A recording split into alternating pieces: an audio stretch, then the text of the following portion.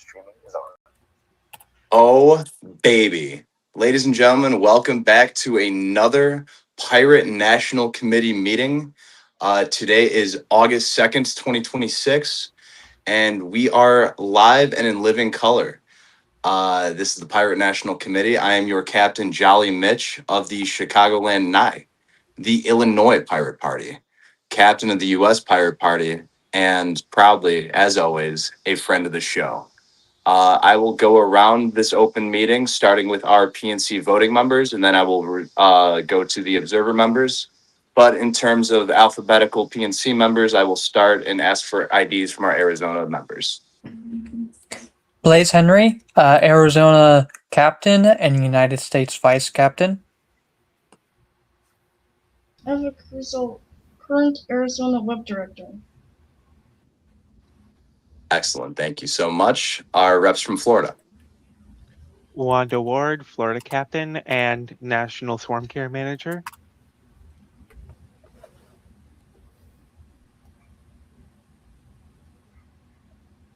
I believe David's frozen, but David, we do see you here. If you can hear me, you're frozen. If you can't hear me, when I see you're unfrozen, I will call on you again. But okay, do you hear? You don't hear yeah. me? Yes, we do. Okay, as I was saying, I mean, I'm the co-chair of Florida Pirate Party, and of course, we're in stereo where available to continue your previous. Fantastic. Thank you, David. I believe we have one more Florida person here. Seth, if you would like to ID, you don't have to. Oh, you're good. I thought it was just like leadership. Seth, Florida Pirate Party. Awesome. Thank you, Seth. Right now, we were just calling on the voting member states, which if you happen to be from one of the member states, you can ID yourself during this time. And since Florida is a member state, by all means, we're happy to have you. But for the record, there will only be one voting member from Florida tonight. And historically speaking, that is Wanda. So thank you to our Florida delegation. I see no one present from Illinois, and I see no one currently present from Indiana. So we can jump into what comes first alphabetically. I believe Maryland, right? Joel QRS. Lightfoot, the captain of the Maryland Pirate Party and the auditor of the U.S. Pirate Party, And this is Steen Lightfoot, the first Maryland Pirate Party. who's driving right now. So, Well, excellent. Thank you both from the Maryland Pirates for being here. Appreciate having you both. Our Massachusetts delegates. Joseph, I am the Massachusetts backup rep as well as the lookout for the United States Pirate Party. Much appreciated. Thank you, Joe. And I believe you are the only Massachusetts rep here tonight. And I'll have to get on Eli for that. That's okay. We appreciate having you. And I do remember my alphabet. Ohio. Mars Bale, Ohio Pirate Party, and National Webmaster. Thank you kindly, Mars. I don't believe I see any pirates from Pennsylvania, nor do I see any pirates from Texas. So I do believe that would be it for our voting member states. So otherwise, I will go non-voting voting members. Alabama. Lily Boyd, Alabama, United States Pirate Party scribe. Thank you. Maine. Elliot Smith, observer from. Thank you kindly, Elliot. And last but certainly not least, North Carolina. Hello, I'm James Wynn, representing the North Carolina Pirate Party. Thank you kindly. Well, that is everybody. Thank you so much for being here. Today we have 5 PNC member states present. Tennessee. Oh, Jacob, how could I possibly forget? My apologies. Thank you, Wanda. Jacob, my apologies. I feel like I'm always talking to you over the phone lately on Jitsi, so it's just become second nature just seeing you here. Tennessee, could you please ID? Jacob Anders here. Not the Tennessee Pirate Party yet, but I do have a captain in mind if we want to talk about that eventually. It's not myself. Well, right on. Thank you for joining us again, Jacob. Joe, go ahead. Would you mind IDing our fearless leader? Me? I already did ID. My name is Jolly Mitch DeVillo of the Chicagoland Nye, the Illinois Pirate Party, captain of the United States Pirate Party, and as always, a friend of the show. It just sounded so good. I had to hear it again. So nice I had to say it twice. Thank you so much, Joe. But that being said, I now have hit everybody. My apologies for skipping anyone. Today we have 5 PNC voting members present. Everyone else is an observer member. I myself do not get a vote being captain of the U.S. Pirate Party. It is true. It's like Esquire. It's friend of the show. That said, I now ask, are there any reports from candidates, committees, or state parties? That was close, but I do think it's Blaze than Wanda. Okay, from request from Lily and Wanda, I'll keep Arizona's update shorts and I'll post it here in the chat to make it easier for everybody. And yeah, and the other thing is that my write-in campaign is officially registered with the state of Arizona, so now any write-in votes for me will officially be counted as yes and won't be voted out. Well, fantastic. Thank you, Blaze. And that is exciting news. To officially be a registered write-in candidate is no small feat. What For else? everyone that truly believes in your campaign, to be able to write in Blaze Henry and know that their vote is actually going to count, that means something. So right on, Blaze. And thank you for the updates, all the committee updates that you did. And to answer your question, Jacob, Legislative District 17 of Arizona State Representative. We got to get you a Ballotpedia page. I already We have actually, one. oh, even better. Thank you for letting us know about your, you know what, Blaze, I think I may have known about your Ballotpedia page, but just in case, I'm gonna post it in the YouTube comment section so people can visit it. And Jacob, I'll do the same for you since I know you're on Ballotpedia as well. Wanda, go ahead. The Florida Pirate Party met this week, had several new people pop in, but most importantly, we voted to ratify the recent bylaws change regarding conduct of elections. The vote was 3-1. Excellent. Thank you, Wanda. Good. Love hearing from the Florida Pirate Party meeting.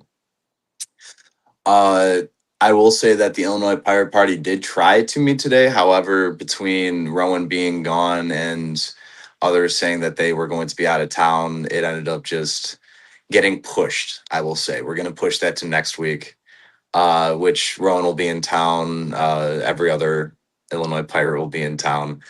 But that said, we are trying to meet twice a month now instead of just the once a month.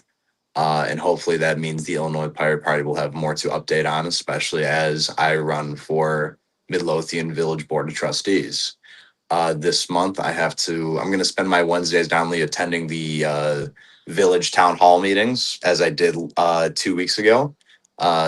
Last Wednesday was the 5th Wednesday, so they had nothing going on.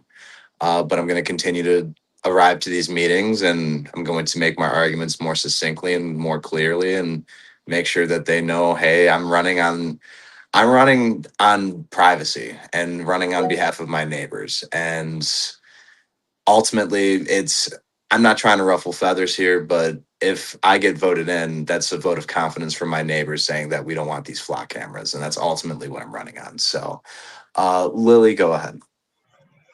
I just wanted to say that platform met last Tuesday and we're likely to send something to the PNC regarding foreign policy in the next couple of weeks. Excellent. Thank you, Lily. And then I will just ask, is there a conversation that'll be had on regarding the monetary policy, not specifically the money policy that's being brought up as we speak, but I guess will there be any discussion surrounding that one?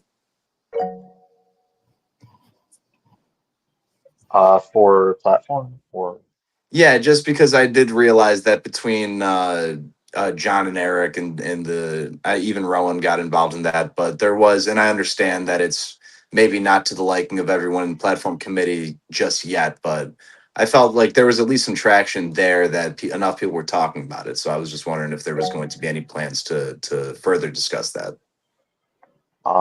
There could be. I'm sorry, I wasn't paying attention to that conversation that happened about that too much to an extent. If somebody could send me something about it, I can make sure that it's on the agenda for the platform. Right on. Thank you, Lily. May I Next, speak some on this topic before we move on? uh, since it's on the subject, absolutely, and then it'll be Joe and Jacob on. Will be next on the docket. Alrighty. Are you referring to the plank that we sent to PNC that was sent back to No, platform? no, Is that what you're referring to? I'm referring to the cache's privacy. Oh, okay, okay. Then that's all I had. Okay, no, thank you. So then Joe and then Jacob. I just had a quick piece I wanted to say on some interesting developments in the flock camera. Totally can just be a new business. It's not like a priority or anything. So if we can just add that to new business, I just thought of it. Absolutely, Joe. If Lily, if you want to, we can as soon as we knock out all the old business, we can jump into the Joe's discussion on the flock cameras. Thank you, Joe. Jacob, go ahead. I would like to propose the formation of the Tennessee Pirate Party, and I would like to nominate Zachary Walker as a potential captain. So I And love the enthusiasm. I must pump the brakes for a moment to let you know about the process. Only because I love I love how gung ho you were about this a second ago. That rocks. So the process, and you're like already foot in the door in terms of 2 out of the 3 things that we're asking. We need someone from your state to constantly show up to PNC, whether that is you or whether that is an assigned rep, as long as your state has a PNC representative showing up to the PNC meetings. That is a plus. That's a good to go thing. Number 2 is you need to have some type of social media presence. That includes a website, that includes either a Facebook, a Twitter, whatever, but there has to be an active presence online that says, hey, we're the Tennessee Pirate Party and we believe this, and this. We're going to fight for this, and this. We, focus on Tennessee centric issues. We think this, and this need to change. Whatever the case may be, but there needs to be a buildup of a identity of a Tennessee Pirate Party. That's usually just as simple as a logo and a Twitter. Will get you off the ground. And then third, we just need to see that there's a couple people behind you. So usually we say 2 to 3. Typically, if you got the 2, that's some all great organizations typically start with 2 people. So I would just say if Zachary Walker, I believe, if I'm not mistaken, is the chair of the Bull Moose party. Am I mistaken in that? he's a guy from Murfreesboro. I don't know if he's. We're thinking of the same guy. Maybe Maybe. we might not be. I'm simply thinking of our friends in the National Bull Moose Party. I thought that they're one of their. He may not be the leader, as I'm saying that out loud. Now that I'm thinking about it, I don't believe he's the chair, but he is a member of the National Bull Moose Party. And for what it's worth, I do like what I saw and heard from the Bull Moose folks. They're always welcome. By the way, Bull Moose Party, if you want to join us on Talk the Plank, you're always welcome. Otherwise, though, a Tennessee Pirate Party is something I very much want to see happen. If you can get Zachary onto a meeting with us after you have, the social media, after you have the website, after you have like an actual like online presence, we probably could get a Tennessee Pirate Party voted in and voted on in a relatively quick fashion. We've had states. I think Maryland, you must have come on relative like you were pretty quick from forming the Maryland Pirates to actually being a voting member. So that I mean, and Arizona also came pretty quickly. So these things do move along quick. Unfortunately, they don't move along that quick. And I appreciate again. I love that type of gung ho. And Mars stated that they are willing to help you if you do need a hand, he's willing to help. So with the building a website, I know you obviously have jacobanders.org, Org. jacobanders.org, which you can visit and visit his campaign website. But that's the skinny. But Jacob, any help you need to make this thing a reality, I want the Tennessee Pirates to be around as bad as you do. So let's make this happen. There's a lot of interested people in Tennessee law, gets rid of ranked choice voting specifically. Everybody hates the flock cameras. It is prime ground for a pirate party if people like really get serious about it because well, I don't want to take up all your time talking about minor party politics. So Well, thank you, Jacob. It's definitely that's something I'm sure that not only we can move forward with, but uh, we can definitely help you along the way. And Wanda, as Swarm Care Manager, that was always one of my money things when I was Swarm Care Manager, is helping get a state party formed and helping them every step along the way. But by all means, let's make something happen. Joe, go ahead. I would just have to say that, Jacob, I'm happy to work with you directly and help you check every box on that as the lookout and shaping the lookout to be interstate support. That's really what I'm trying to do. So I'll give you my contact number at the end of this, and we'll go from there. all right. Right on. Joe's a good person to know, so that you're in good hands. Well, thank you, everybody. Is there any other reports from committees, candidates, or state parties? I'm hearing none. So in that case, let's jump into the first piece of old business. Lily, which piece would shall we jump into first? In old business, the what I have is reviewing Texas's status. A little over a month ago, Texas went to probationary status, and this was set as the meeting where that could potentially be looked at again. Right on. Want to go ahead? Yes, I wanted to speak some on this topic and make a motion. So we've had no real contact with Texas from what I've seen, no activity from them. I believe Joe has tried to reach out and hasn't heard anything back. Joe, you can go Yeah, ahead no, if you do have anything to say on that. I got nothing to say. I tried multiple times. I couldn't get through them. Yeah, so in light of that, I would like to make a motion to drop Texas to observer status. There's a motion. Is there a second? I'll second. Is that a second for Massachusetts? It is.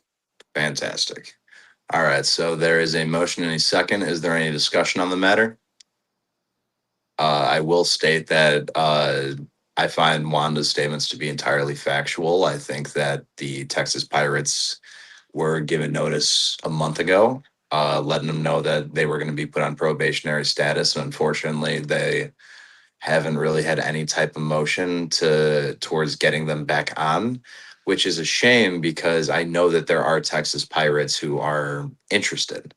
Unfortunately, being interested is one thing. Showing up to the meetings and helping keep your party alive is another thing. And it's not everyone is willing to spend possibly an hour or more on a Sunday night to be with the pirate party, and that's totally understandable. You really have to want to be here ultimately, and I think that that's not to say that the passion in the Texas Pirates aren't there. I think Frank, especially, is a great volunteer and a great pirate.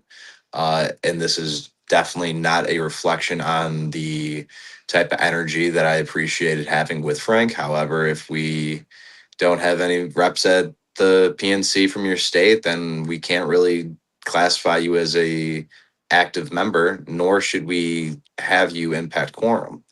So I will state that if Texas tonight does indeed drop to observer status, that brings our membership down to 8 PNC member states. That brings our quorum number down to only 4 member states present. And that does necessitate the rebuilding of the Texas Pirate Party should a Texas pirate come in, because to my understanding, the social media has fallen off. That not only do they not have any representatives showing up to PNC, but I actually don't believe there's a Texas Pirate Party website. And if there is, correct me if I'm wrong on that one, but I couldn't tell There you. is one, but it hasn't been updated in forever. It's still up. There, but not active. So, Exactly. so with that said, as captain, I can't state that Texas deserves a second chance or a third chance or whatever. I'm of the opinion that this is likely the right move. So that's my statements. But I once again open the floor to any discussion unless one wishes to call the vote. Have you tried any snail mail? Getting a hold of the real people? I went to the post office and asked for carrier pigeon, and they said they stopped that service. So I ran out of ideas. Wait, what Have do you you mean? have you They, tried racing snails? I, Last I, week. I, I said, "Do you give me your finest pigeon?" And they said, "We don't carry pigeons anymore." I couldn't believe what I was hearing, but it was what it was, and it is what it is. One. That said, we lost Maine. And are we about to lose Texas? I once again ask if there's any further discussion, or the floor is to PNC. I say Call the it's time to question. call the question. You are calling the question from Florida. In that case, I will go down the line and ask Arizona. Mind you, an aye is voting yes to drop Texas to observer status versus a nay, Aye. which is voting to keep them. Thank you. There's an aye from Arizona. Florida. Aye. Thank you. Maryland. Aye. Thank you. Massachusetts. Aye. Thank you. And Ohio. Aye. Thank you. Well, in a 5-0 vote, Texas has been dropped down to observer status. Once again, the quorum number has dropped down to only 4 PNC member states as opposed to the previous 5 that we started this meeting at, as we now only need 4. So starting next week, our PNC total, we will only need 4 to begin the meeting. That said, I do hate to see a state go, but I appreciate having states like North Carolina, Tennessee, Maine, and Alabama showing up, because even though we have inactive PNC member states leaving, I always appreciate having active observer states looking to make a change in their state. So all of you, thank you for being here. All of my PNC member states and my pirates from those states, thank you all for being here. Well, that piece of business is settled. Texas has been dropped to observer. They are no longer a PNC voting member. Lily, what would be the next piece of business tonight? The next item of business I have is discussion about Maryland's Democratic Organization. I was asked to put that on the agenda. By all means, Wanda, go ahead. Yes, I'm bringing this up because of concerns that me and another Maryland resident had regarding the organization in Maryland, primarily that it's not operating on democratic principles. Could you explain that a little bit further, please? Yes, what I mean by that is Maryland has not been having open meetings, which are accessible to all members of the Maryland Pirate Party. Um, this was something I discussed with Pax, who I believe is its para in the server, in the Discord server. Um, that's my primary concern, is that Maryland hasn't democratically elected its leaders. It hasn't operated with democratic meetings, and I wanted to bring those concerns to the PNC. All right. Well, thank you, Wanda. I will, Joe, I will let you answer in a moment, and then Joel, if you would like to, once Joe has had his statement or a question asked or answered, or whatever Joe's business will be in a moment. I'd like you to, if you'd like to respond to the I suppose allegations or the statements at hand, but Joe and then Joel. Actually, what I was just going to say was, if you want me to sit down with this person and sit down with Joel and see if they can't work something out, I'd be happy to. But I'd rather hear from Joel what he has to say on it. I do want to say I'm not asking for the PNC to take any punitive action at this meeting. This is merely to bring up the concerns. Right. You are not looking to see Maryland is punished or Maryland is reprimanded for said actions, more so to voice concern on observation, let's say. Is that Exactly. Can I okay? just say that that's exactly what you should be doing, and I think you're doing very honorably.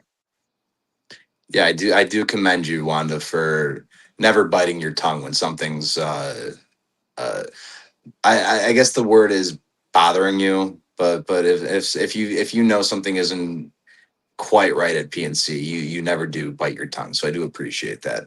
But Maryland, is there any response to the statements at hand? Yeah. So, I will say that when we were trying to form, we reached out to the PNC to try to figure out if there were any members from Maryland. After 3 weeks of hearing nothing, we found out that the membership requirements. So we formed, my wife and I, being the only two pirates I had at the time, went ahead and formed, created a website, created a Facebook page, and then PAX came out of nowhere and said that they would not give up any rights to manage the website that had existed 7 years ago, which was just a placeholder and had no activity on it, or the Facebook page, which had existed 7 years ago and had no activity on it. To which I said, "That's okay. We form new stuff. We can move forward without access to that old stuff." We did manage to have one phone call via the Discord voice um, channel with myself, Pax, and an individual from Virginia. At that point, in my opinion, Pax was trying to put the cart before the horse, trying to say we needed bylaws when we, at that time, only had two people. And I thought that was putting the cart before the horse, and that we likely needed more members to have any sort of a democratic organization. Otherwise, it's just two people having a conversation. As my wife joined, my daughter joined, my mother joined, coworkers, community members have all joined. We tried to get everybody together, and most of the people were happy to give me their email address. I sent out an email and said, "Hey, does everybody, want to get together?" We attempted to do that, but I was hospitalized because of a bunch of nerve pain. So that meeting was canceled. Before I went to the hospital, I did let PAX know that, "Hey, we're planning to do this. I'd love it if you can join. If you can't, give me some way of calling in or whatever. We'll be happy to accommodate." Now, I will say that prior to that, myself and Dustin from the Virginia area had both gone to Frederick because it's where PAX lives, and invited PAX to meet in person. PAX didn't show up, but we did. And we drove from 2 counties away each. So I can tell you that we're putting in the effort. A lot of people are putting in the effort. And I understand PAX's frustration, because I don't have a reliable means of communicating with PAX.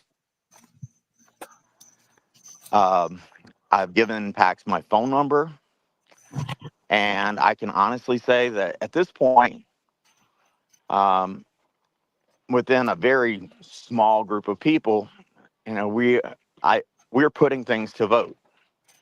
Things like, hey, do you guys want to get together? And I got 12 people saying yes, and one saying, I feel left out.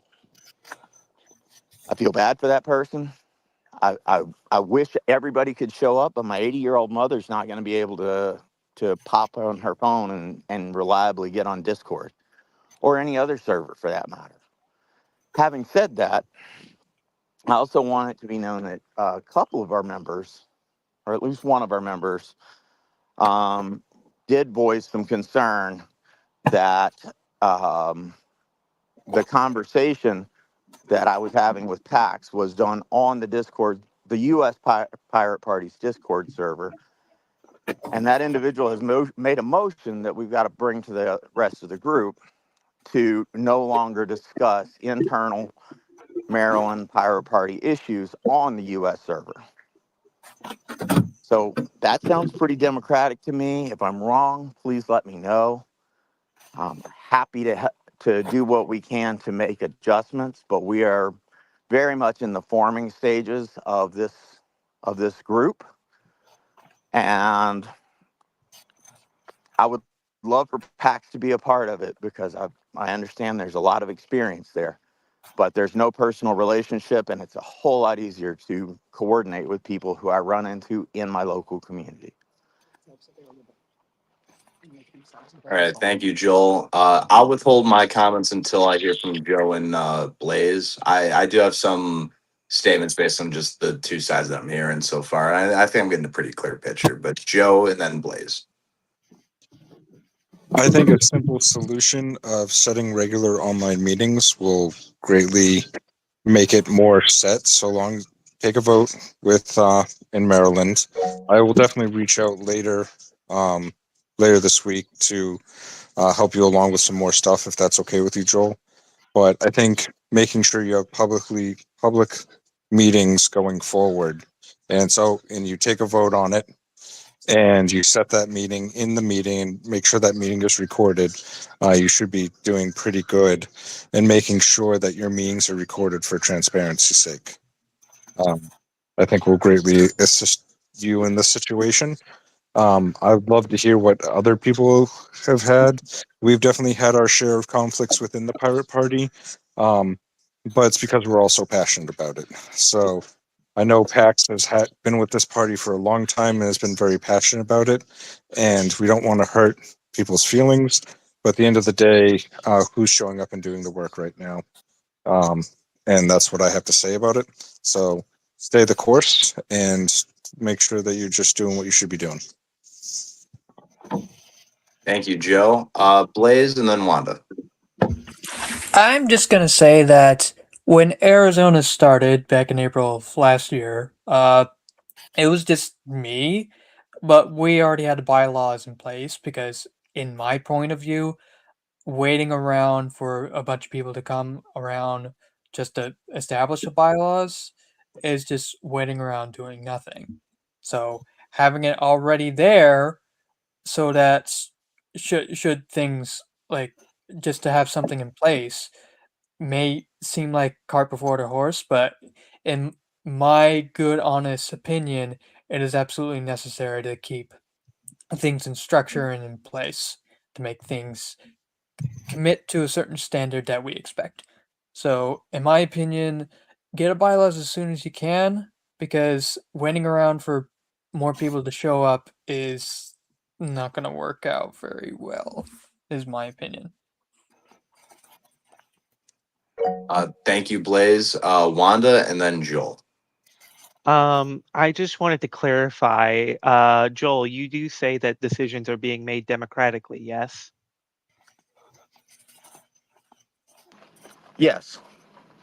Are there records being kept of these decisions and how the conclusion was reached, et cetera, et cetera? I can say no.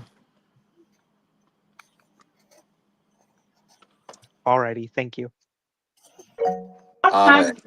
Joel, you can go ahead with what you had originally raised your hand for, and then Jacob, and then Joe. I saw you briefly put your hand up, so you'll be after Jacob if you do have something. I just wanted to say real quick, Mr. Mitch, that I can also help with him making his records. Getting a YouTube account set up and getting his records set up. That would be on my to-do list with him this week. Absolutely. There's going to be a few things I ask you in a moment. But Joel, you may go ahead with whatever the original hand raise was, and then Jacob right after. Sure. Actually, you're going to get Steen here.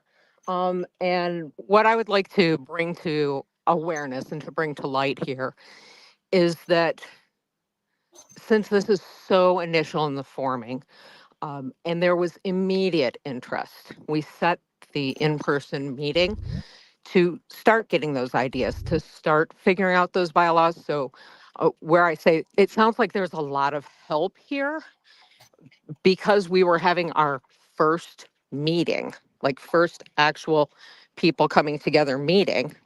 That's when we were going to start discussing. And I do think that Maryland should be allowed the opportunity to determine their own democratic process and their decision making. And it's not that we're waiting on people right now. We have people. So I want to make sure that that's clear. Additionally, we don't need help with record keeping. I've got that covered. I am a software development manager on a government contract. I am more than familiar with keeping proper records of things and recording things and all of that. That also being said, because there's a lack of comfort with the Discord server, we are going to determine a different platform and one that will actually allow us to have some file maintenance and things like that for ease and accessibility and transparency for the Maryland Pirates. So I hope that that has eased some of the concerns that I've heard here. I can also say that just from a personal perspective, is I have seen Joel reach out multiple times. There is a lack of transparency from PACs in participation. If we aren't able to contact through any means other than Discord, then that's making it so that a person is dictating how the whole party is operating. And that is simply not democratic. And I don't think it's what you guys stand for. So I think I can pause now. I think I'm hearing tones that other people are interested in the conversation more. Much appreciated, Steen. Thank you so much. And let me just say, my opinions will be made known in a second, but I appreciate all the organizational work that you and Joel have been doing. That I recognize that the Maryland Pirate Party is active largely because of the work that you guys have been putting in. That is not to say that there is no place for PACs, and clearly you guys have been putting your hand out to PACs to include them. I just wanted to make it clear that what I'm seeing isn't just what one person had brought up. I clearly there are two sides of the story, and the two sides are painting pictures is painting a more complete picture versus painting two different pictures, I should say. That said, Jacob, you've been waiting long enough, so Jacob, go ahead. Actually, Jake, before I ask you to go ahead, Zachary, you popped in. If you'd like to, you can give your ID. It'd be name and state, and if you'd like to ID to chat, by all means. If you want to just stay putting, if you don't want to talk, you don't have to ID. That's no problem. But if you wish to participate, by all means. Nah, I got you. Can you hear me? Yes, we can. Alrighty, cool. Well, name's Zachary Walker. I'm from Tennessee, running for city council here in Clarksville. I'm the secretary for the National Bull Moose Party. Yeah, that's about it. I won't, get in the way of Mr. Jacob Anders here talking. So, yeah. Well, Zachary, thank you for joining us. And if you heard me earlier, I did tell you and everyone else from the Bull Moose Party, if you guys ever want to join us for Talk the Plank, we can discuss the Bull Moose Party, your policies, and maybe get some pirate eyes on your party and help you out any way that we can. We'd love to work with you. We're happy to have you. Jacob, without further ado, you may go ahead and then wander right after. Oh, Awesome. Summon Zach. Anyway, so yeah, only communicating on Discord. Yeah, that is a that's not good because like I have Discord notifications turned off because like there's just so many of them and um, yeah, they need to text. But my original point was going to be if Maryland is having trouble writing the bylaws because maybe it's like boring or whatever. Maybe a template could be provided to help speed it up or something. Because I mean, it sounds like your strength is organizing and talking to people, but I know writing bylaws is like not fun unless you're into legalese. But what do you think? Sorry, I was looking for the mute. No, I was serious when I said I got it, guys.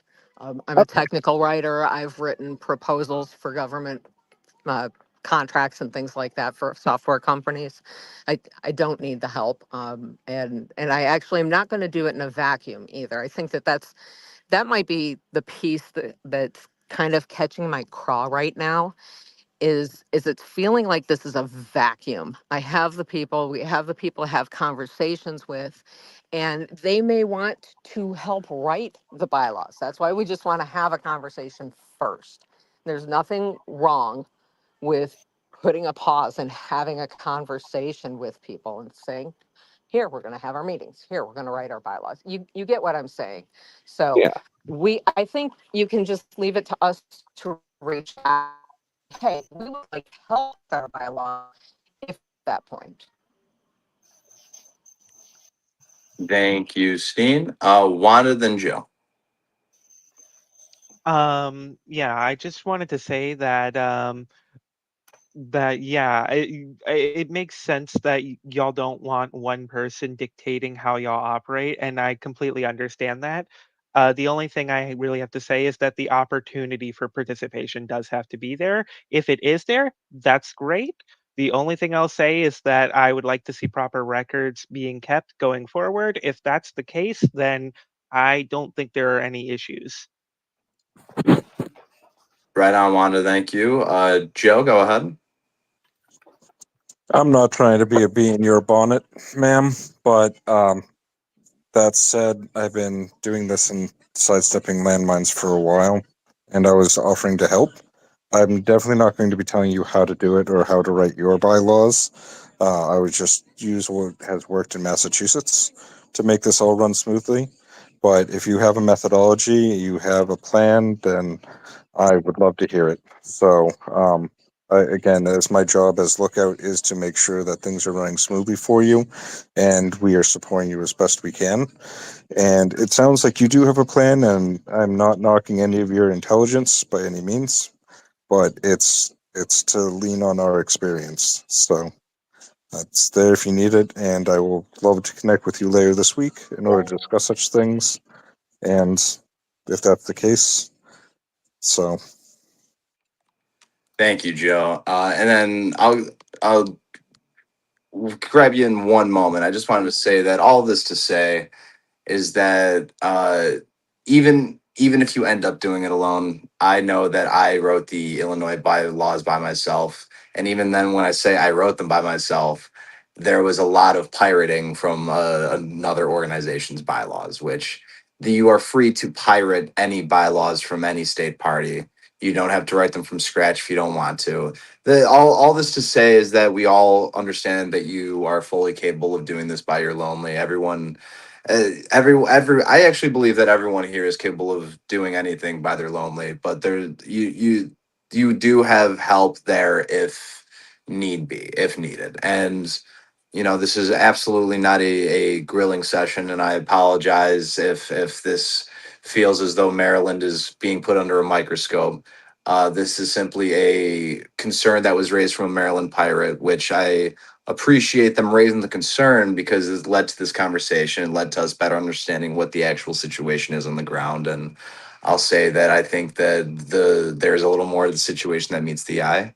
My statement to it kind of does reflect Wanda's in the sense that there does need to be an opportunity so that even if you guys are meeting in person, which by the way, I think is the best way to do it is to meet in person. Uh, if there's groups of people there, if there's a Jitsi room or a Skype room available for them to connect if they can't be in person, that's always a welcome thing.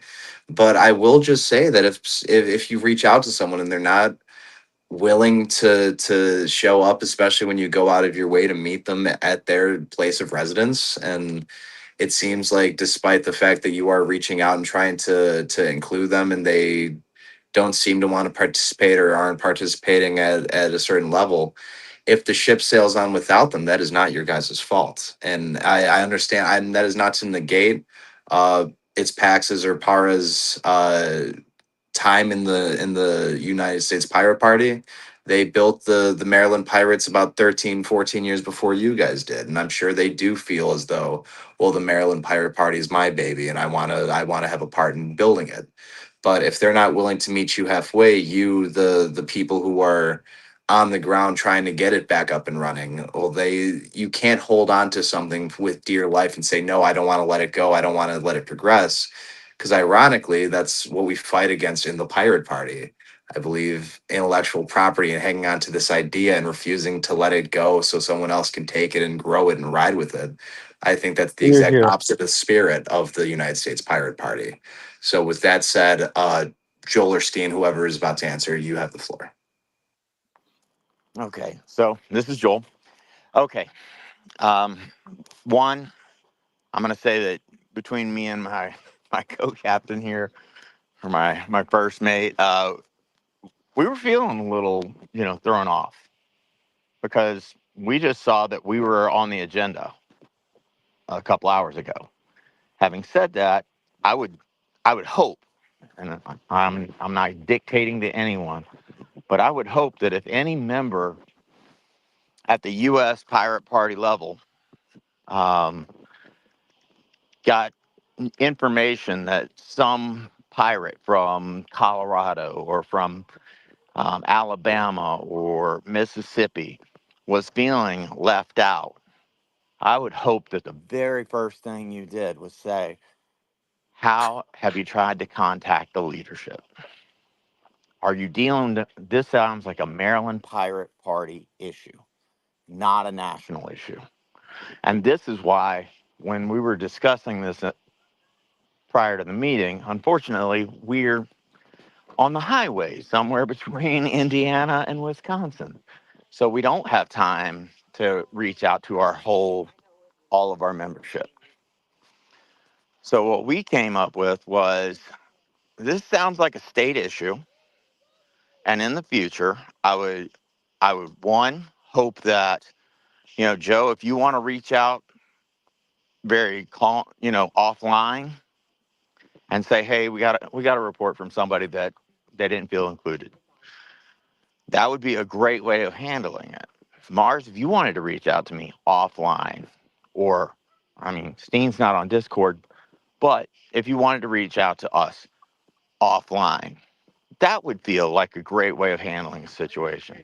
But putting it on the agenda to be talked about in front of everybody to call our whole process out feels like telling us to lift our skirt. And I don't think that that's what the Pirate Party stands for. So, in the future, let's protect the right of state parties to self-govern. That's all I got to say. You got my vote, Joel. And with that, Wanda, I will let you respond in a moment, but I will say that this, to kind of reflect Joel and Steen's statement, it does feel as though, let me precede this question by asking, Wanda, did you reach out to Joel and Steen, or Joel singularly, about this before bringing it to the PNC?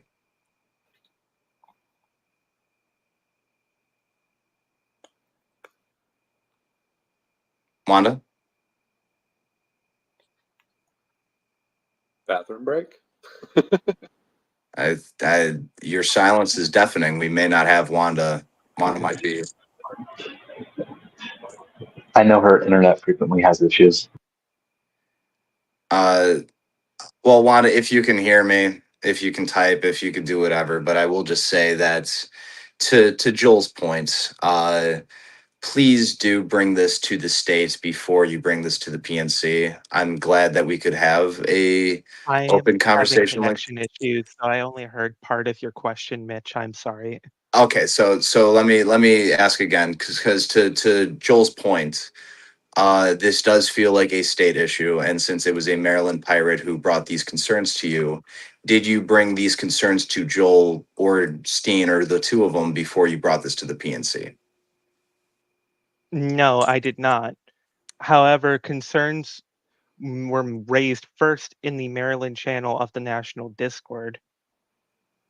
And Joel had directly addressed this by saying something that frankly concerned me. And that is why I decided to talk privately to its para.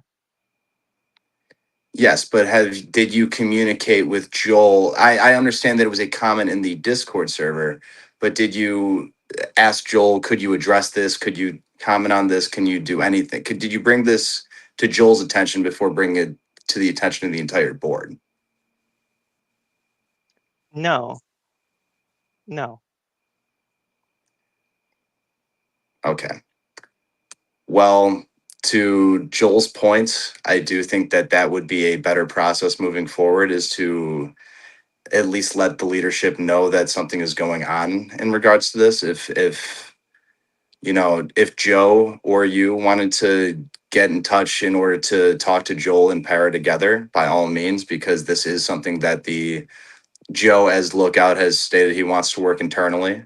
And I feel like an issue between Maryland Pirates and the Maryland Pirate Party would be an internal issue. Not to say that this couldn't be brought to the national board, but the I will say that there maybe should have been a communication with state leadership before bringing it to the national board for a live stream. But Wanda, you can go ahead. I mean, I really want to say that I don't appreciate the defensiveness from Maryland. I want to say that I don't appreciate that the PNC has essentially been told to stuff it. And I want to say that openly here because I believe in transparency. And I feel that transparency has not been what is happening. That is all. Wanda, to respond, I don't believe Joel felt there was any transparency when they found out from the agenda and not from you that they would be discussed about tonight. There does need to be transparency, and I do agree with you, but you have to honor the transparency and say that, hey, this is an issue and I want to bring this up. You know, and this goes to everybody. If you have something for the agenda, by all means, but I think that agenda items should be at least made transparent if it's going to be about certain people. If Illinois was going to put a motion to move or to admonish a pirate party, I feel like I would be upset if I mean, I wouldn't do it. If someone from the Illinois Pirate Party put forward a motion to admonish somebody, I would ask, like, well, did you bring this up to them personally before you were bringing this to the board? And that's really all I'm asking. But no one's asking you to stuff it. I want to make that clear. No one's asking you to bite your tongue. We're asking you to go through proper channels. Joe, go ahead. I don't think talking personally to people is proper channels. I think the PNC meeting is proper channels. Joe, go ahead. I think we should table this one for now, and we can circle back around to it on another meeting. I think cooler heads shall prevail, and I think Maryland, we should allow Maryland to handle their internal processes, and we can discuss how to handle this in future date. And to be clear, Wanda, this is a proper channel, but there are proper channels that need to be. If you're being accused of a crime, they have to serve you before you can show up in court. You can't just be taken to court without realizing that you have to be served first. You have to be aware that you're being taken to court. That is a proper channel. Joel or Steen, go ahead. Wanda, I will say I appreciate your commitment to transparency. I will also say that putting something on the agenda about other people so that it can be discussed in a large group is disrespectful. It's not about transparency. This is about respect for the right of a state to Point of govern order. itself. Point of order heard. Lily, then Wanda. I was just going to say that there was a motion to table and there was no second, so that motion didn't go. And if there was a table and there was a motion with a second to table, then it would not be debatable and it would be needed to vote on immediately to table it to the next meeting. A table is not debatable if one would happen. All right, so then there was a motion from Massachusetts to table. That is on the table. As Lily pointed out, there was no second for that. Wanda, you can go ahead. I forgot what I was gonna say. I've done.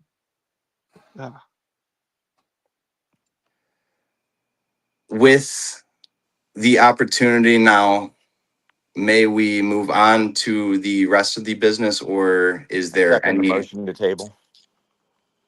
Second. Is that a motion to table the business pertaining to the Maryland Pirates, or is that a motion to table the rest of the agenda? What's the? I actually don't know what the motion the second was just now. Motion to table this discussion. And second to table this discussion. Oh my stars. Oh my. Okay. This has been tabled. Thank you, Lily. May we jump to the final piece of business? I know that the discussion item is pretty much over if nobody else has anything to talk about for it, but for a table, you do need to vote on it unless there's no objection to it. Is there objection to table?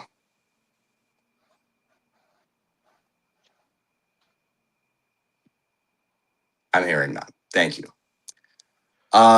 Lily, well, real quick, let me reset this live stream before it resets on me by itself. Give me one moment.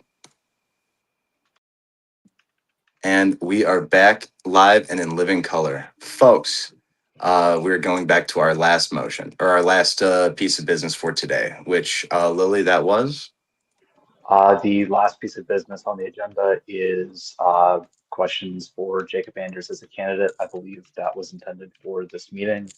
And then I believe Joe asked for something about flock cameras. That is true. So let us jump into Jacob Anders. Jacob was endorsed last week in a meeting that many had felt was a rushed meeting, and thus some of you felt that you weren't able to get a proper gauge or a proper ask or a proper fielding of questions. I know it's an hour in, however, let's rock and roll. Folks, I do want to give the floor to everybody. Anyone who wants to raise their hand and ask questions to Jacob, this is an opportune time to do so. Jacob has agreed to come back today, and hopefully, just based on conversations from earlier, maybe he'll be back more often. Maybe the Tennessee Pirate Party is just around the corner. But Joe, go ahead. Well, first and foremost, Jacob, welcome. Thank you for making the time and putting up with our shenanigans. As we do, we have endless shenanigans, and hopefully you will be a part of these endless shenanigans. I believe Mitch does a great job of keeping everybody cool and seeing all sides. So if everybody just try to listen to the captain, be pretty good. Well, that being said, how is your campaign going?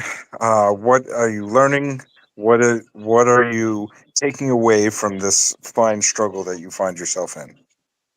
Well, I'm running for Congress for Tennessee's 4th Congressional District. Just did a redundancy there. And I talked to the Transhumanist Party today. They said they have a lot of links with you guys. So I interviewed with them this afternoon and got their endorsement. And I found their platform is very futurist. I don't know how much you guys know about it, but it's very forward thinking, and I learned a lot. So once you get off here, if you want to check that interview out. But Mitch, I think you have something to say about the Transhumanist Pirate Alliance. Yeah, you could tell Gennady I said long live the handies. And when he hears that and winces, you let him know that I know he's wincing when he hears that. I don't know the context. For reference, our coalition with the U.S. Transhumanist Party, which is a growing coalition, by the way, we're always open to new member parties. Just throwing that out there for no reason whatsoever. But our coalition, All Hands for a Free Future, is nice, little mouthful, but it is a name that both sides agreed, yeah, we could work with that. When I first heard it, I said, you know what? I started laughing to myself because I'm like, we should call ourselves the Handies, because if the IWW get to be the Wobblies, we should get a cool nickname, and why not the Handies? And obviously, yeah, I know what a handy is, but hey, it's funny and it's memorable, and long live the Handies. Who doesn't love a handyman? Hey, who doesn't love handy capable people? I mean, come on. That's right. Get Andy with the handy. I thank you. That finally someone gets it. Finally. That said, all hands for a free future. I to our friends in the US Transhumanist Party, shout out to you all, and long live the handies. Hell yeah. Nakia, you may go ahead, and then I just wanted to state that I'm trying to find your interview on YouTube right now. I'm going to post it in our description to the video, so anyone who's watching this after the fact can jump to your video right after. They can jump to that hour-long video right after they finish this hour-long video. But Nakia, you may Two go and a ahead. half. 2.5 Yeah, hours. I believe an hour 53 minutes to be exact. But Nakia, you may go ahead. I've really been grilling you, Mr. Andrews. But do you happen to have any long-term plans to recouple money with gold? I haven't considered that. I'm not very educated about it, so y'all have to tell me about it. I would greatly appreciate if you do, because years ago in the 1990s, my father could go and buy 5 ounces of gold if he would dedicate his whole paycheck to that, and these days he would be able to buy a ½ ounce. Yes, that was with his increased paycheck. I should have mentioned that in the explanation.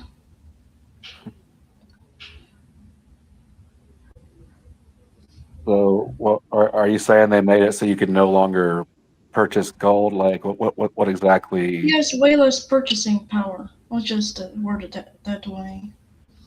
Which I will say, there was once a time in this country when you can walk into the bank with some gold and they'd let you walk out with that amount in cash. 4 quarters of silver per dollar.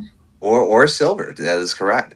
And you used to be able to go to the airport and buy a plane ticket with that money. We used to be a real country. And unfortunately, how the mighty have fallen. But to that point, do we have a silver and I mean you have stated that you're not as knowledgeable on the silver and gold monetary policy but you've looked into it.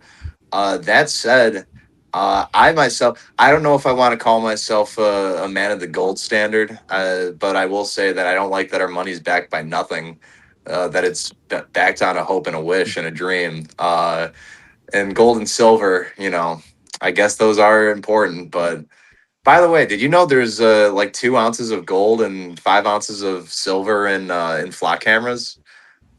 Just for anyone who is interested. I'd hate for anything to happen to those cameras, but for anyone who likes gold and silver, I guess that's an interesting tidbit.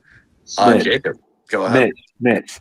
An independent candidate for Tennessee Congressional District 2 got arrested for shooting down flock cameras, and now he's a folk hero. You got to get him on.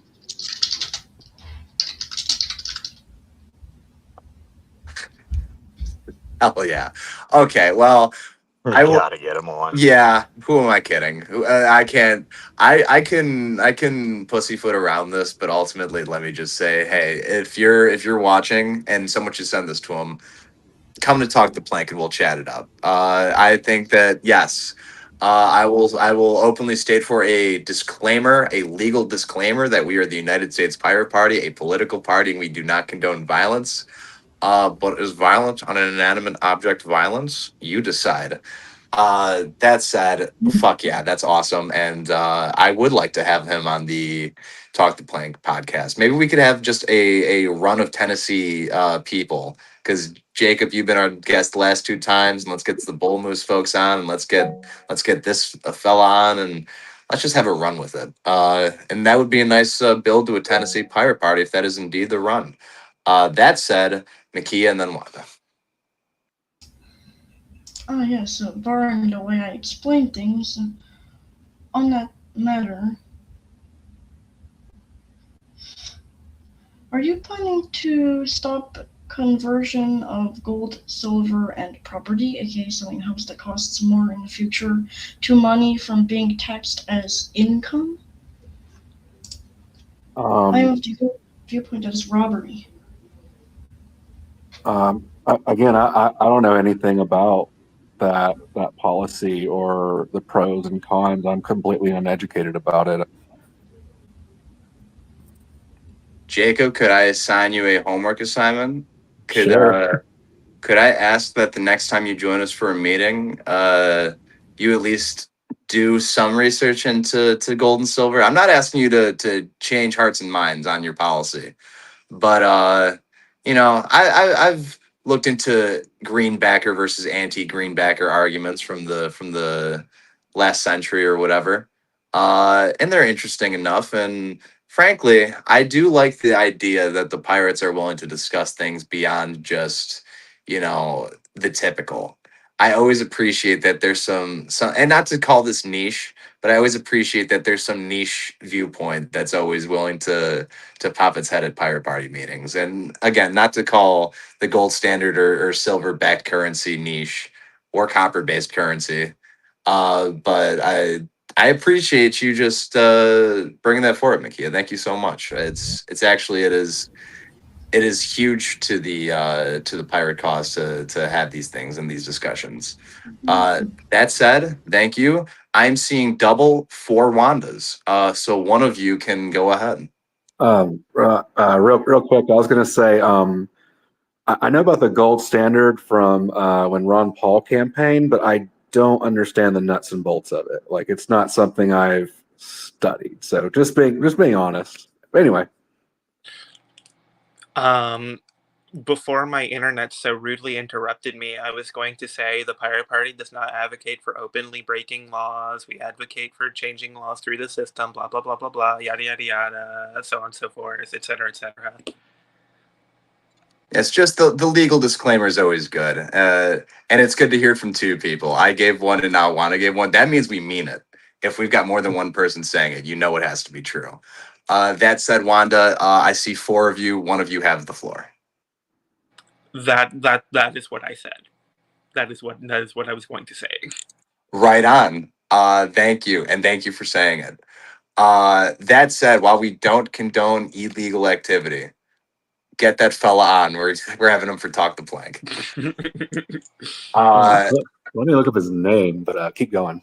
Well, I will say, is there anything else that we want to discuss tonight? Yeah. Joe, was that? Are we jumping into Joe's flock business? Let me ask. Is there anything else for Jacob tonight? Is there anything we wish to discuss? Anything we wish to ask about? Makia, go ahead.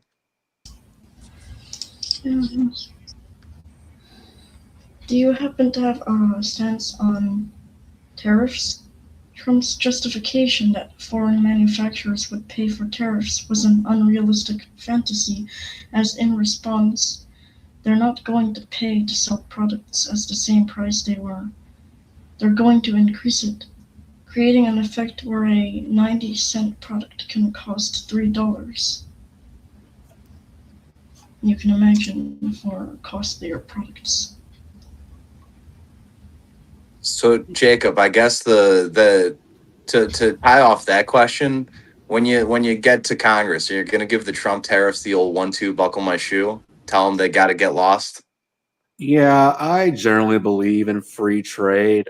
There are smart uses of tariffs to protect your own industries. There are ways to use tariffs to benefit your nation, but retaliatory tariffs, just to say "f you" to another country because you're mad, is just dumb. I mean, the blanket tariffs, dumb. Like tariffs are they're a really old policy, and for funding wise, now they're used to protect local national industries. So generally, I'm for free trade, against tariffs, and yeah, Trump's tariffs have got to go. They're just his feelings. Like, we don't care about your feelings. Like, facts don't care about your feelings is what they like to say. So it's like, Trump, we have facts here, we have math here. Your feelings should not matter. And Adam Lee Heimerman is the guy. So there's his name, and his Ballotpedia only has an Instagram, but I'm pretty sure he's going to be doing the new talk shows pretty soon. Adam Lee Heimerman.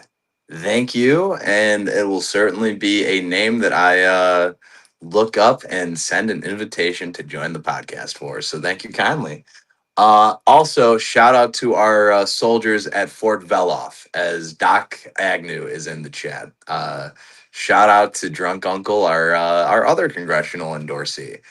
So thank you kindly. Anything else tonight for Jacob? Makia, you have the floor. I appreciate your viewpoint on tariffs. I maybe have 2 or 3 more things actually. Do you have a stance on sales tax or tax levels as far as city tax in places like California, making 2 to 4 points of taxation for citizens? I'm generally opposed to sales tax, especially on grocery items and necessities. If we have like a specific VAT or luxury tax on luxury goods, which would be a slightly smarter way to tax the rich. We talked about that with the Transhumanist Party today. But yeah, generally, I don't like the sales tax, especially on goods people need. Thank you. And then Makia, since you said you had like 2 or 3 questions, you want to just knock those all out? I don't want to make you keep waiting. If you have a couple questions locked and loaded, I'm sure Jake will be ready to answer. Just told you in the beginning. Oh, that was it. You're saying that you had 3 or 4 questions. I thought you meant you had 3 or 4 more questions. I Oh, still right on. have like 2 more. All right, right on. You don't want to ask those now? You want us to just go around and get back to you? I'll ask. Adding to your plan for increasing the amount of doctors in this country through visa prioritization, do you have any ideas on how to reduce the costs of being a doctor, such as insurance costs, the amount of paperwork, which typically results in them hiring an additional person to take care of it? I do not know the nuts and bolts of that. I would definitely support any simplification. I know they have insurance for malpractice, but no, I don't know the fine details of that. But I'm all ears. Clearly, that one is actually tough. Very tough. Do what? Perhaps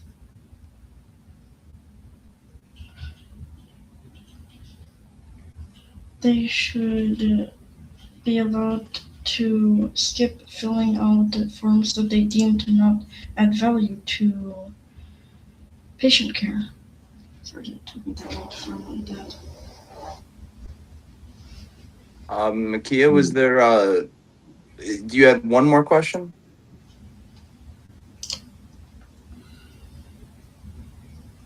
All right. don't take this one poorly. How are we going to pay for proportional representation or a permanent apportionment act of 1929 repeal in the government? Jacob Anders, are we uncapping the House? Yes. Yes, we definitely need to uncap the House. I'm running for Congress. There's just so many voters for me to meet that it would be impossible to meet them all. And when you have a smaller district of a smaller population for your district, you can connect with those people better. Um, yeah, and there's a lot of ways you can draw it once you do it. But to your main question about how do we afford more politicians, I mean, you gotta pay them something, but currently they do pay them a little too high. I know a lot of people have said, well, they should pay them whatever the minimum wage is in their state. Give them some a push towards raising the minimum wage because it's still 7.25 in Tennessee. So Right on. And actually to that point, Jacob, if you haven't reached out to Mr. Beat, he's endorsing every candidate that says let's uncap the House. So if you want Mr. Beat, not Beast, Mr. Beat, Mr. Beast, give me money. If you want Mr. Beat's endorsement, I think just let him know you want to uncap the House. I think he'd be willing to lend you his endorsement. um, he did a few months ago. Oh, he already did endorse you. Yeah. Oh, fantastic. See, you're way ahead of the curve. You're telling me you got the Mr. Beats endorsement for ours? That's crazy. That's awesome. Yeah, I love Mr. B. I've always watched his videos, and my wife loves hearing it in the background. So ad revenue for Mr. Beat. And Yeah, yes, shout he's out not Mr. Beat. Mr. Beast. No, Mr. Beat. By the way, I was at one point at Grover Cleveland Patreon. So you are all welcome for the Henry George land value tax video because you get to ask him to make one video on any topic you want. So you're welcome, all of you. Thank you. Zachary, then Seth, then Wanda. Okay. I'm sorry, just real quick. Joel Steen, thank you guys for coming. I see you guys need to drop, so thank you guys for coming. Thanks All for right, the we lively good? discussion. Thank you. You have a great rest of your night. So sorry, Zach. You can go ahead, and then Seth and Wanda. Okay, gotcha. Alrighty, Mr. Anders. I think we talked about this before in DMs, but what's your opinion on gun laws here in the United States? I know you're progressive, but I think you're a bit more libertarian leaning when it comes to firearms. But I'd like to, hear from you. Yeah, it's pretty obvious that the government's never going to get rid of guns. They can't even get rid of meth. They can't get rid of heroin. They can't get rid of fentanyl. How are they going to get rid of guns? They're not going to. That's a dream. But I support repealing some of the nonsense gun laws like silencers and magazine sizes. Because silencers are for people that they want to protect their ears. Mass shooters are not going around using silencers. It's just ridiculous. I know there's a long-standing ban on short barrel guns, which, as we've seen, that doesn't really apply to today's society. So there's a lot of gun laws that need to be repealed. But as for gun safety, they want to have red flag laws, and you also have to make sure that if a red flag law goes into effect, you got to have due process. It's like, so what is a red flag? What are we going to consider? I'm not really for gun control. I am for gun safety and universal health care, which leads to universal mental health care.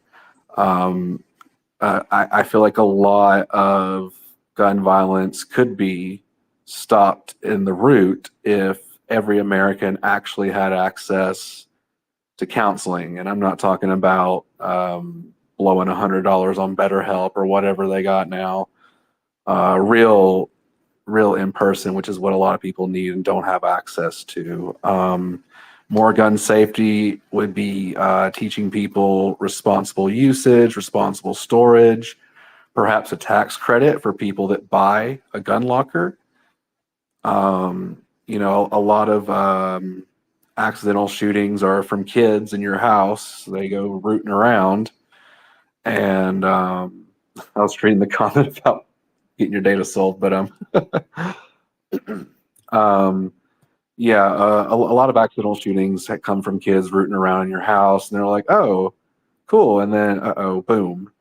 So that's why they have Ethan's Law. They got proposed, which would require people that have children in the house to get a gun safe or a gun locker. And I think if you do that, you also got to give them a tax credit for it because not everybody has the money for that.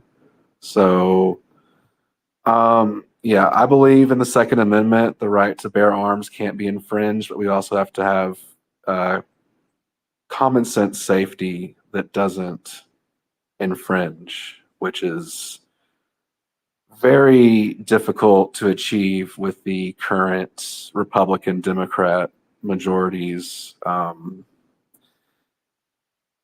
could go on and on about this, but it's basically Republicans fearmonger. Democrats come and take your guns, then Democrats sort of come up with an idea, and then they start getting lost in the weeds, and nothing changes. So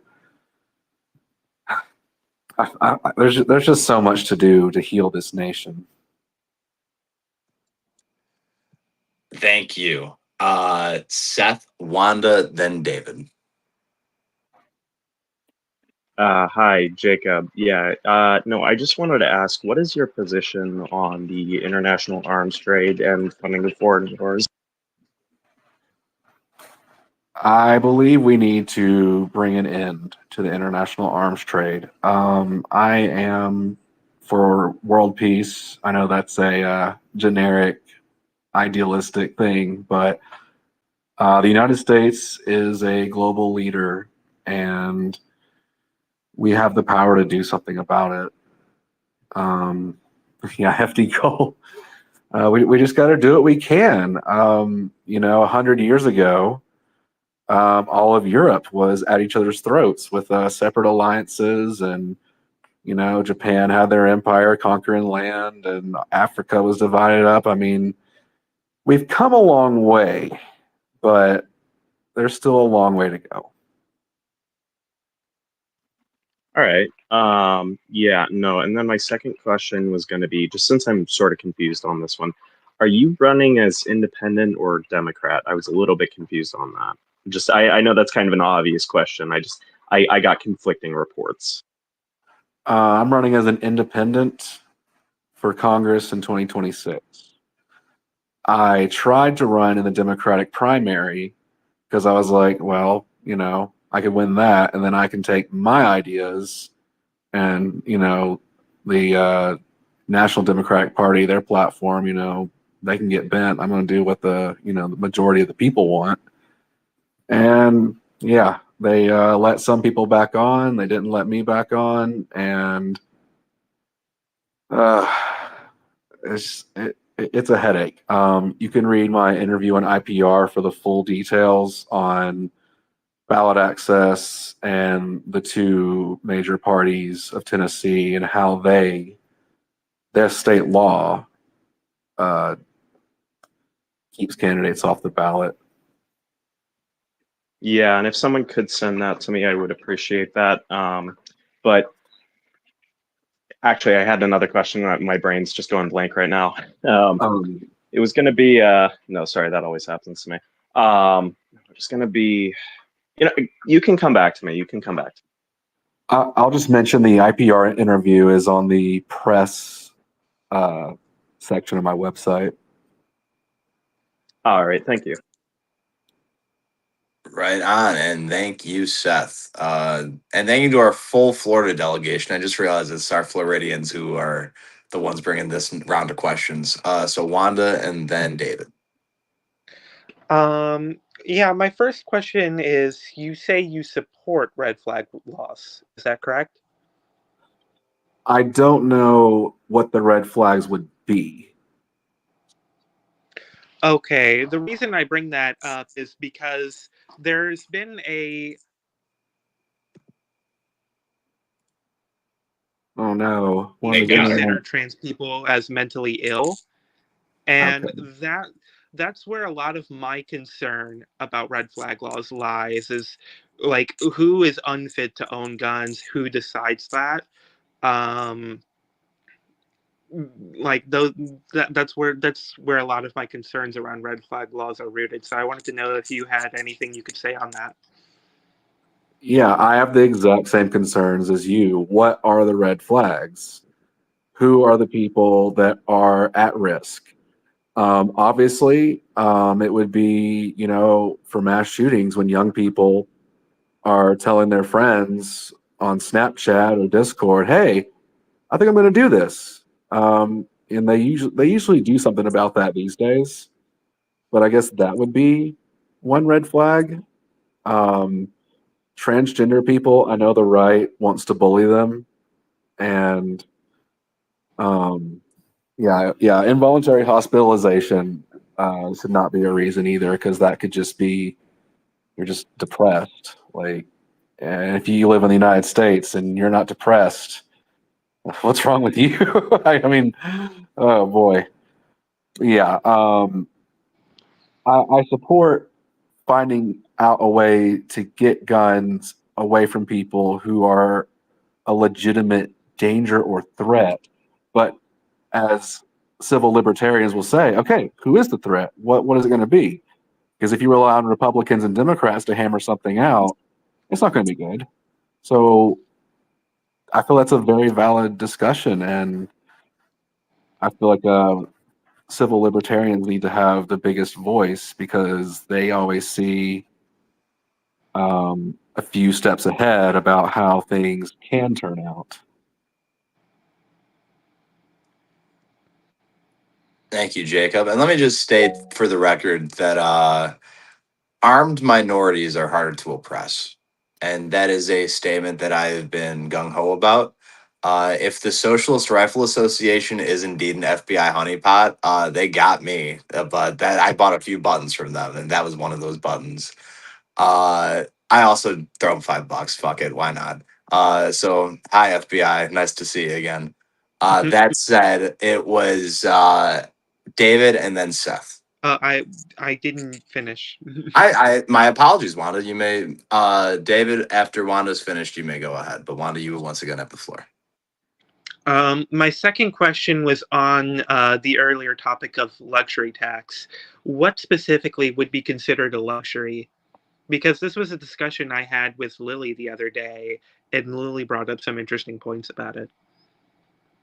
I went into detail with this with the Transhumanist Party today on exactly what qualifies as a luxury, because once upon a time, computers were a luxury. Nobody had them except for big nerds. So it's basically we all agree that we want groceries exempted, basic clothing exempted. But what about a $5,000 designer handbag? I mean, the person buying it already has $5,000 to blow on a handbag.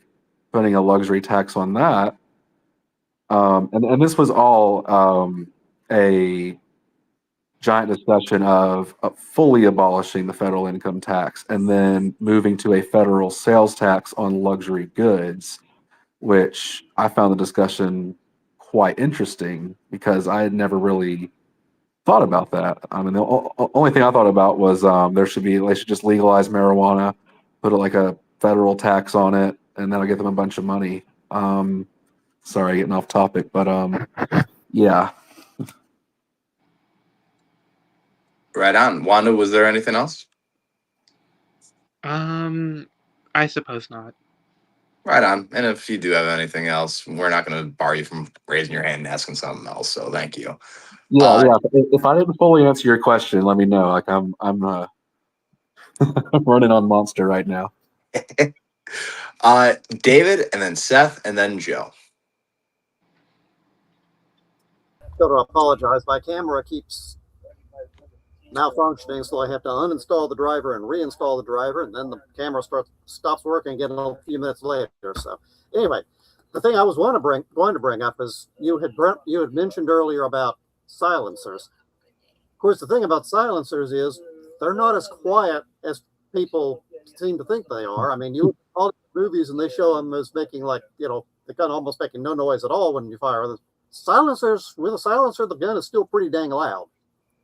So, I mean, the law is saying you can't have a silencer, shouldn't exist anyway, because yeah, I mean, as you said, I mean, protecting your ears, and plus also, I mean, Second Amendment is the Second Amendment. It overrules everything else. Yeah. And yeah, I'm also like you. I'm also very concerned about the red flag laws, because who does decide who should lose their guaranteed right to bear arms? I mean, yeah. So anyway, that's pretty much what I wanted to say. Yeah, we have to determine people that since people just love to broadcast that they're about to commit a crime these days. Yeah, I would say people that are about to commit mass shootings, that's who you got to really, really go after. Going after people that are just slightly mentally ill. I mean, this country's so stressful. Who does not have depression or anxiety or maybe a panic attack? I mean, I had one as a kid. I mean, hyperventilating. But yeah, I definitely am not a gun grabber. I just want to make this country safer and better. And we do have a mass shooting problem, and we also the solutions they've come up with are just kind of it's a lot of virtue signaling and feel good laws where they all right, we're going to do something about silencers, and like you said, they are not quiet like they are in them video games like Call of Duty, where it just makes a little keyboard tap tap tap noise. Like that is, if only.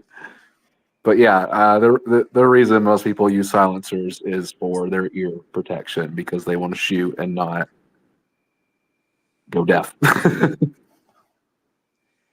Yes, which I think is as good a reason as any. So thank you. Seth, and then Joe. Yeah, hi, sorry. No, I was just gonna ask, since you're running as independent now, would you ever in the future, and I may be wrong about how this works, but I'll just ask it this way because would you ever consider running with the Pirate Party? It's a distinct possibility. The thing about Tennessee is they say 25 signatures will get you on the ballot for anything. And they list you with your name and the letter I or IND independent next to it.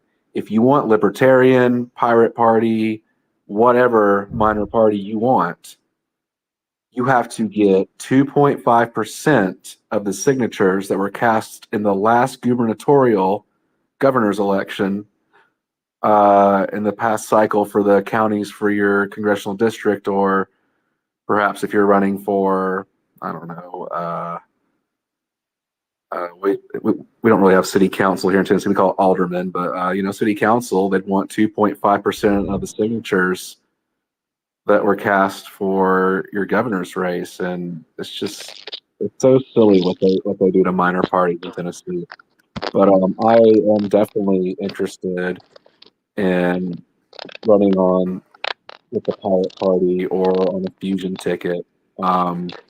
During my ballot access issue with the Tennessee Democratic Party, just to stick it to them, I started running for president in 2028 for the Democratic primary. Because I was like, all right, if you guys say that I can't be on the ballot, even in the Tennessee Democratic primary, well, screw it. I'll go sign up for president. And in New Hampshire, it's $1,000 to be on the ballot. So that just kind of shows that you guys have terrible bylaws, and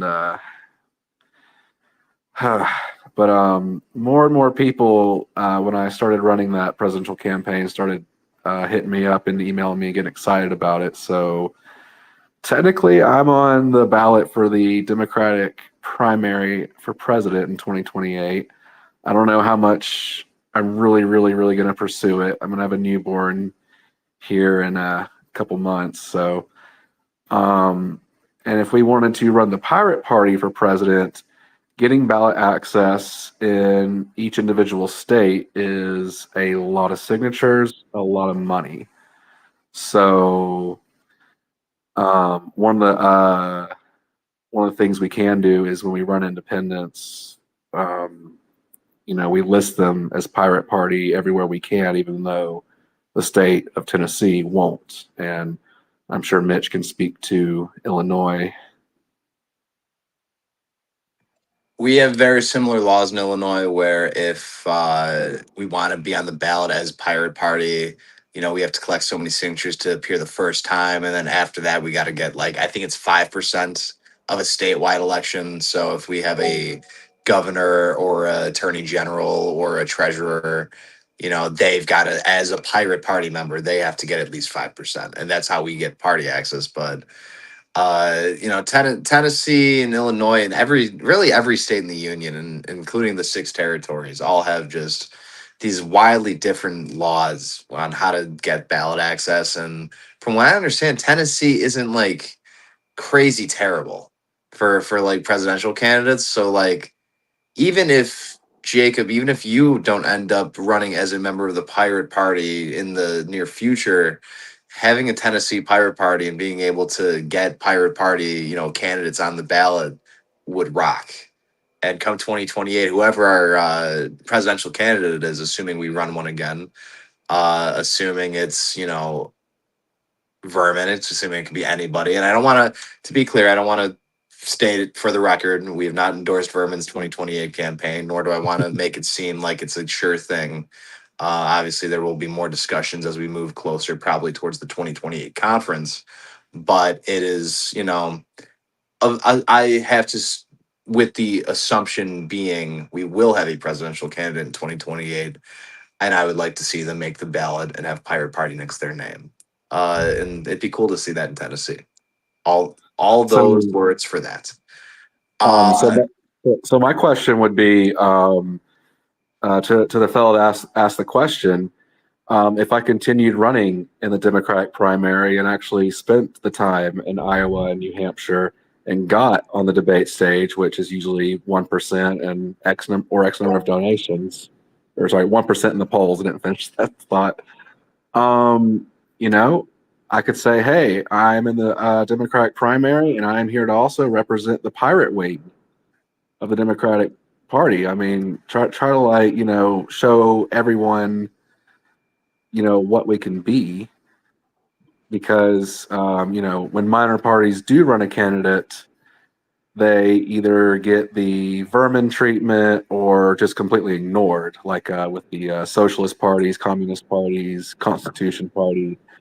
They're just purposely not talked about. So but yeah, I think the Pirate Party should just have a some sort of caucus, and let Vermin pitch his stuff.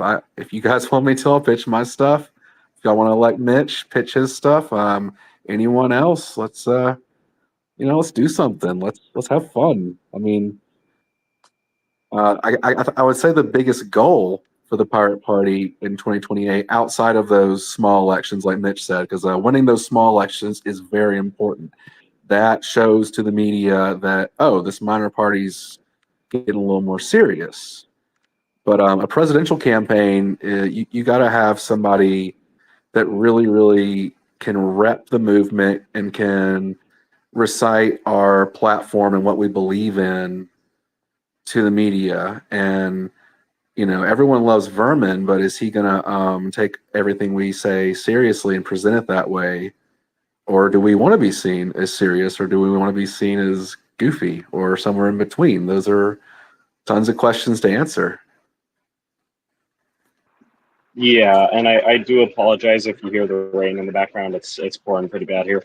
No, I was just gonna say is that despite my opinions on caucuses, I have weird opinions on caucuses, but no, I had two more questions. There is a certain law in Florida, and I'm not sure the specifics on it, but it's called the Baker Act law, or something along those lines, I believe. And I have some friends of mine who have personally been Baker Acted. Would you count that as a red flag, or for getting a gun, or what would you consider on that? Could you explain what a Baker Act is? Yeah, no. So, Wanda, I feel like you might actually be able to explain it a little bit better than I might.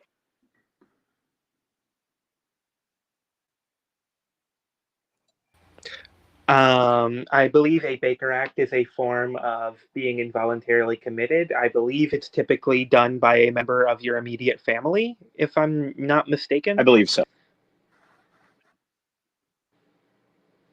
Yeah, that just I first of all, I don't even like the Baker Act to begin with because it seems like it's used retributionally against people. I mean, if somebody is a legitimate danger, I feel like once we upgrade our 911 services to have people trained for mental health crises, I feel like that would be the proper route. It's like, hey, this person's like going crazy. They're throwing knives around the house, hitting the drywall. Please do something. Yeah, I don't think the Baker Act should be a red flag because who knows what the circumstances were. Like, if we're gonna have red flag laws, it has to be specifically like this person is going to actually cause mass harm to themselves or others, and we have proof. And I feel like we already are at the point where the police do show up at your house if you're saying that you plan to do something like that online. So, um, I just saw a comment. Slip of the tongue. Oh, so thank you, Jacob. And I'm going to read this comment out loud for no reason. This meeting is nearing 2 hours. I can't motion to adjourn, which neither can I, so I understand that feeling. Don't you worry. Oh, I'm good, man. But Sorry. to no, oh no. First of all, thank you everyone for sticking around answering questions, especially because I think this is a massive improvement, and I think everyone that felt this way last time would agree that the fact that we have 2 hours to actually discuss and get these questions out and get to learn more about your candidacy, I think everyone is would much rather sit around and I hate to speak for everybody, but I think the 2 hour meeting is much preferred to a rush job of 45 minutes. So that said, thank you, Seth, for your last question. Thank you, Jacob, for answering. Joe, then Wanda, then Zach. I just wanted to also comment that this has been an extensive meeting. I would like to push what I want to talk about the floor cameras to next week and throw in that motion to adjourn, even though I know there's another person behind me. Yeah, I also have, sorry, just one more question, and it might be something for off the PNC, but I just wanted to ask, do you have people to help you with your social media campaign? Yeah, it's just me. Really? Why is it good? I mean, I'm just curious if you ever want assistance, I can always help. Sure. If Love if volunteers. that's not conflict of interest, I'm not sure. Mitch, would that be conflict of interest? I don't think so. I think that you're a pirate helping a pirate, and I think where's the conflict in that? So, That's fair. uh, Yeah. No. yeah, I I don't thought think. I thought I thought he was about to like bring up the Hatch Act. I was like, what? Do you work for the government? Yeah, no, No. No. I think you'd be completely within your bounds. And I will state for the record, we are going to get to Wanda and Zachary's questions. But there is a motion to adjourn on the table. And if there is a second, I would like to at least grant Wanda and Zachary the chance to speak on that first. I will second that after I've asked my question. And my question is, Jacob, if elected, would you caucus with either of the major parties in Congress? What exactly does that entail? Because I hear Bernie Sanders is an independent, but he caucuses with Democrats. Like, what is caucuses mean exactly? Let me look this up because I am not 100% sure myself. Wanda, I really respect the spirit of that question.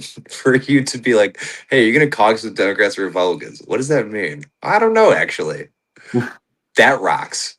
That's so genuinely awesome. Thank you for that.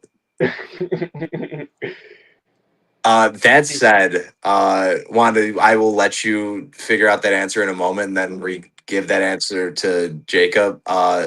Since you're looking that up, I will let Zachary get his question out.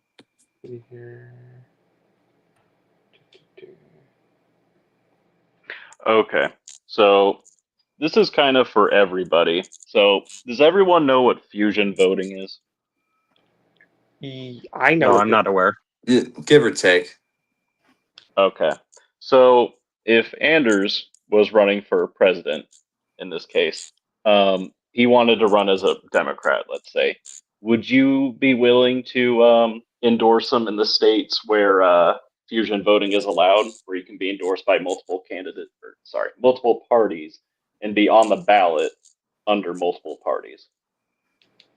I mean, I will just state for the record that we've already shown quite a bit of fusion in the way that we've endorsed candidates this cycle. That we've had libertarians that we've endorsed, Greens we've endorsed, independents we've endorsed. At one point, we did have a Democratic endorsee, but they've since switched to independent themselves. But that is to say that I haven't been against fusion up to this point. I couldn't imagine come presidential election cycle that if we really had a presidential candidate we believed in, if Anders really gave Vermin Supreme a run for his money. But yeah, I don't think there'd be any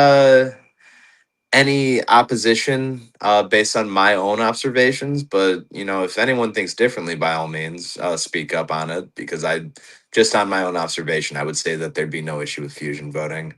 And then Wanda, I will return the floor back to you since you were still technically at your caucus question. I am still trying to look it up because, I know it's a thing to caucus with a party in Congress, but I'm not 100% sure how that works, so I don't know. I think to Zach's point, because Zach put in the chat that it has stuff to do with like committees and leadership positions, which I'm sure though those that have majority government get to run the committees, if I'm not mistaken. So I think it has something to do with that. Maybe if you're, I mean, I could be wrong. I say we should look at Jacob. I'm going to grill you on this the same way that I'm going to grill you on the gold standard next time I see you. I need to know, who are you going to caucus with? I would like to caucus with Thomas Massey and Bernie Sanders. You know what?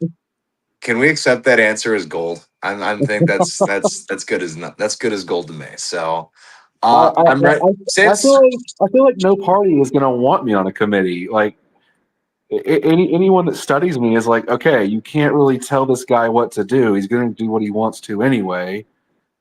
Like you can't really buy me off. And I feel like if they offered me a committee position, it'd be to buy me off on something else. And I don't see it happening unless, I don't know, man.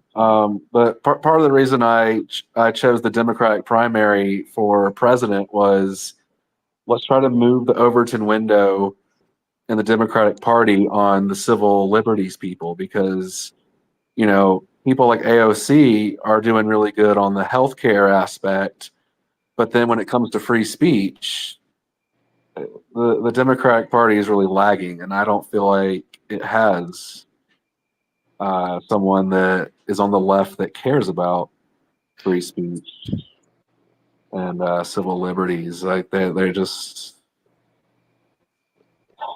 don't care, man. Yeah. To clarify, I do second the earlier motion to adjourn.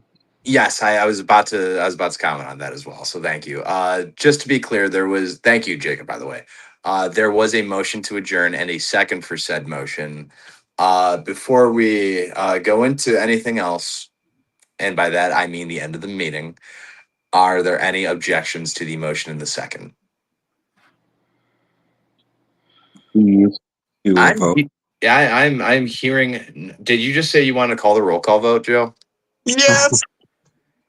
Okay, sure, why not? Well, believe it or not, it's a good thing we dropped Texas today because we only need 4 for quorum and we only have 4 voting members. So I will go down the line and ask Arizona, Aye. Florida, Nay. Massachusetts, Aye. Ohio. Can you repeat the question? I'm sorry. Motion to adjourn. Oh, yeah, aye. Yes, thank you. Wanda, I have to ask, what was your plan Wanda, I'm gonna if somehow get you. there was a no and the motion failed? To Did do the you? motion again. Okay, right on. I just wanted to make sure that there was a backup contingency plan. Folks, believe it or not, that is the end of tonight's meeting. Almost 2 hours, actually longer than the virtual enlightenment salon. So, Jake, if you've had a full day, and I apologize to you. That said, I also failed because of my new schedule to get your endorsement page up. I will get that up this week. You will get the same proper treatment that Michael Veloff got, and we will give you a nice purple background and an endorsement. That said, thank you. That said, Oh. Mars, do you know why I love this party? Yes. Well, I'm going to tell you anyways. I love this party because we believe the United States should be a good neighbor. We believe in cool, clean water, like David's holding up. And we believe that if purchasing isn't ownership, well, then piracy isn't theft. Folks, today was the August 2nd, 2026 edition of the Pirate National Committee meeting. This has drawn its end. It is the conclusion, and everyone can go home. Folks, thank you so much. Until next time, vote pirate, and victory is ours. Have a good night.